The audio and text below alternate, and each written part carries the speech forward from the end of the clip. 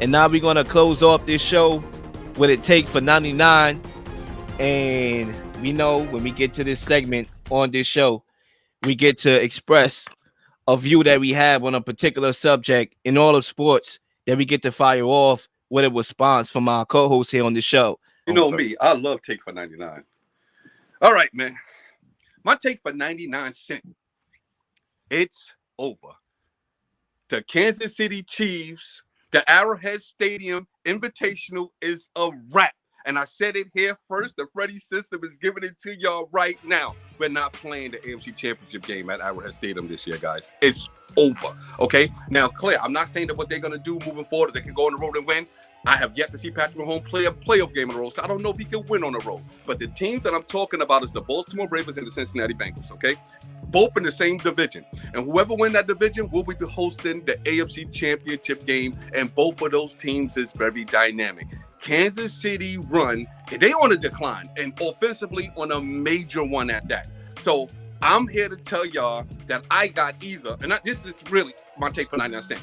I got either Baltimore or Cincinnati represent the AFC in the Super Bowl. Okay, that's the real take. That's the Freddie system take right there. It's going down. The Kansas City run is a wrap.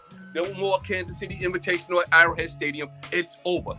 We got, and listen, like you said, cousin, Cincinnati is going in the opposite direction right now. Burrows is back. He is past that calf injury. He looks good. Cincinnati looks good. That's probably the scariest team in the AFC. And right behind it will be Baltimore. Kansas City, to me, in my opinion, is the third, maybe fourth best team in the AFC, and it will remain that way for the remainder of the season because I like Cincinnati and Baltimore, and that's the Freddie system take for 99 cents. That was a great take, Freddie. And I truly appreciate that take a lot. I think, I don't have a response. I don't know if Lil had a response to that. Yeah, I do. All right, go ahead. You go ahead. Yeah, I'm gonna pass it back to you because you look like you're ready to go on your take. Yeah, I agree. When you talk about the field, I gotta take the field here in the AFC. It's by far the better division than the NFC, which means it's gonna be tough. I think you could add the Dolphins there. Obviously, they play the Chiefs this weekend in Germany, so that's gonna tell us a lot, right? If they're able to beat the Chiefs, then now we have to add them to this conversation amongst teams that could potentially come out. And I just think that this is not the best version of the Chiefs by far. And it's funny because I debated Zach about this literally last week. We had a topic: who is more likely to repeat as champions, the Nuggets in the NBA or the Chiefs in the AFC? And he was very adamant that the Chiefs was going to repeat. And I told him why. It's not going to happen. So I'm glad that you brought up that take. That's all I got. The receivers are not, who's the number one receiver here? Not named Kelsey. Listen, real quick, cousin. I need to see my man Zach. Real quick, it's much harder to repeat in the NFL. From that perspective alone, I'll give Denver the opportunity to repeat over the Kansas City Chiefs. Exactly. And, I think Taylor Swift is a big distraction to this team more than it is any good. And they could talk about the numbers with Kelsey when she's there. Now I don't care. I think it's a big distraction that they don't need. And they're getting everybody's best shot in the process of that distraction. Yep. So I don't think it's going to be a good look. Go ahead, Zay. I think Cincinnati, man. Anyway, go ahead, Zay. My bad. Cincinnati, peace. No, I think, like I said, great takes. I think my take for 99 cents is similar. It kind of is close to home to Kansas City. It's Eric Bieniemy is the quarterback whisperer, and he deserves a head coaching job next season. I don't think anyone's talking about it, or enough people are talking about it, but Patrick Mahomes doesn't look like himself this season, and that's a year removed from Eric Bieniemy. This is the lowest QBR he had his entire career in this season.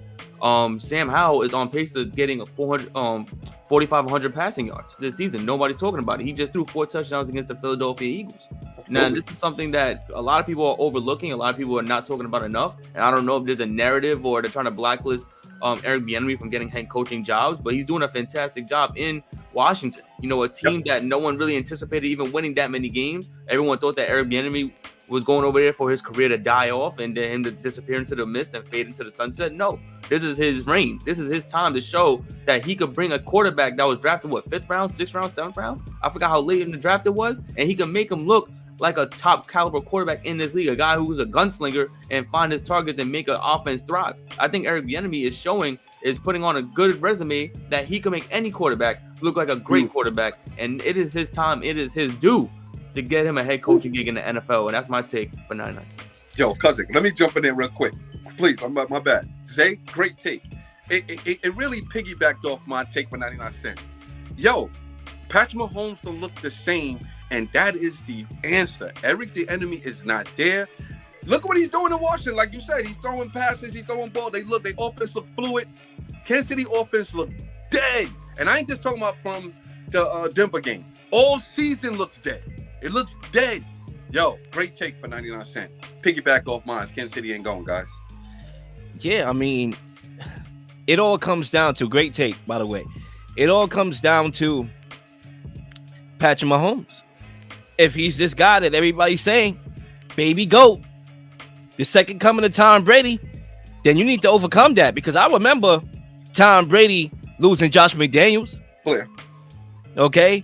I remember that. He went to Denver, and he was fine without him. Right. Josh McDaniels ended up coming back, but he was fine without him. I remember that. So, once again, you know, we talk about the receivers. Yeah, I remember Tom Brady losing Rob Gronkowski and getting to a Super Bowl, winning it. Clear. I remember him losing Edelman to a torn ACL and getting back to a Super Bowl. So, if Patrick Mahomes is baby GOAT, he needs to overcome the loss of Bieniemy. There's no excuses. If he can't, then maybe he's not the clear-cut best quarterback in the NFL. Maybe Joe Burrow has a shot to be named that. Maybe Lamar Jackson has a shot to be named that. Maybe Jalen Hurts has a shot to be named that. So we'll see. I like the take. I think he deserves a job. And maybe the Rooney rules was holding him back or not helping him. Who knows? Maybe it is, maybe it's not. But speaking of the Rooney rule, as I leave the NFL, right? Because I want to keep the order on this show. We're talking about Eric Bieniemy and how that, you know, we need opportunities for people of color, people that look like us, who we are in the NFL. But I'll tell you this.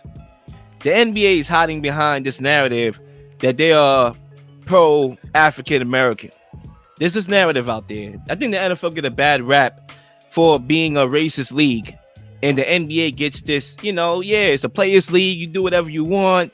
You know, they're more in tune with the culture, which means they're not racist or they're not, you know, they don't have no dirt on their hands. But guess what? My take for 99, and it's a question. Is the NBA trying to sabotage Ice Cube's Big Three? And the reason why I bring that up, we know this offseason in the NBA, they have been cracking down. Okay, they've been trying to fix the regular season. Okay, adding a in-season tournament that's going to begin this weekend. I'm looking forward to it. They're trying to get rid of flopping, so they finding guys for flopping. But could sabotaging Ice Cube's Big Three be a part of that crackdown?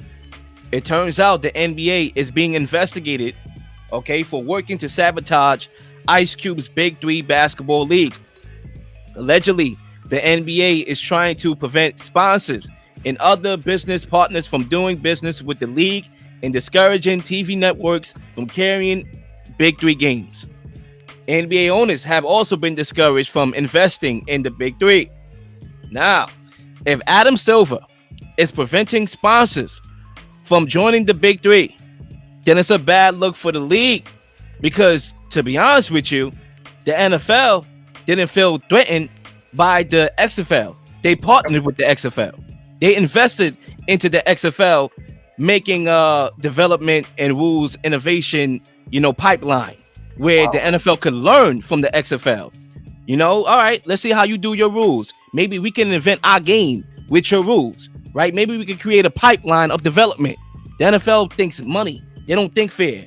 And that's what they did. They partnered with them, right? Instead of trying to sabotage it. Not to mention that if we go back a couple years before this, the NFL was the one who partnered with Ice Cube, committing over $100 million to causes that assist the contract with Black America. So basically, he has an institute called A Contract with Black America. It was launched by Ice Cube to combat the wealth gap in America. Ice Cube reached out to the NFL, MLB, and you guessed it, the NBA. It has yet to receive a response from the NBA, which is very surprising, being that 73% of the players in the NBA are black compared to 58% in the NFL. It's also surprising to me, being that the NFL gets the rap of being a racist league, but yet they're willing to commit to the wealth of black people. Bottom line, the NBA swerved Ice Cube already by denying his offer for investing and partnering with the contract for Black America. And I hope that they are not swerving him again by sabotaging his Big Three league. And that's my take for 99. Wow. Yo, that's a lot right there, but I'm going to just real quick say, let me jump in. One, you are 100% right. Great take. Ice Cube not only reached out to the NBA to partnership with them, he offered 10% of the Big Three to them for free. He offered that to them on the table when he first came out with the Big Three. He went to the NBA, offered them 10%.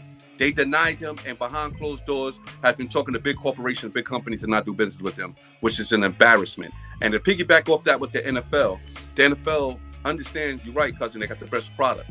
Not only with the XFL, years ago with NFL Europe. It was called NFL Europe, but they had a league in Europe.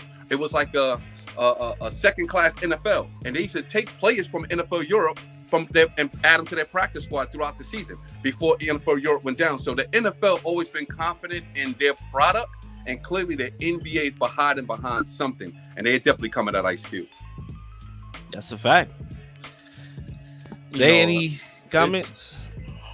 The dynamic is always interesting because we get told on the surface what the story is, what the headlines is, and behind closed doors we never know exactly what was spoken about, what was said, what was established at the table. I think when Ice Cube mentioned that, spoke to the NBA, there was clearly a dialogue and there was clearly interest, because you wouldn't take a conversation you're not interested in. You wouldn't pick up the phone if you're not interested in that conversation to see where it's going. So something had to be said that deterred rather one party or the other party, and it was completely like, that's not what I'm going for here. I don't know what's happening in terms of Ice Cube and the NBA, but I hope they fix something to get done in the near future. We've seen like Pro-Am, Seattle, Pro-Am, Drew League work with the NBA in interesting facets. New York Pro-Am working with the NBA now, and I hope the Big Three becomes part of that, because the NBA, they train these players. These guys go from Hall of Famers, NBA players, to go to the Big Three, and I hope that there could be some kind of collaboration that it could all come together into one big NBA fraternity, one basketball fraternity, let alone NBA basketball fraternity, of just everyone coming together to making a great product for not only the league but for the community. It could be a pipeline. Like, of course, the NBA is not going to allow its current players to play in a Big Three and risk getting hurt, even though they could play in these other exhibitions across the world in other leagues. That's not a problem for them. Clearly, it's not, because they playing Luka and all these guys playing overseas. But all right, fine. You don't want to play these guys in the Big Three because you don't look at it as something that's great or substantial enough for them to play in it. Still, you can invest in it. You can partner with it. You shouldn't have no fear. The Big Three should not even fear you. The NBA has done great things, amazing things, partnered with other entities. Maybe they just don't like Ice Cube. Maybe it's an Ice Cube problem. But just like Eric Bieniemy getting blackballed from getting a job, Ice Cube is getting blackballed by the NBA. No doubt about it. No doubt about that. And ladies and gentlemen, that wraps up another episode of 99 Pod. And once again, I'm always looking forward to the next show. Please like and subscribe for all the up-to-date content. You've been slinging shows left and right, slinging content left and right. Please don't miss anything. If you do, like, subscribe, leave a comment, leave a question, something you may want to answer, something you may have. All ideas are great ideas. Nothing's a dumb question.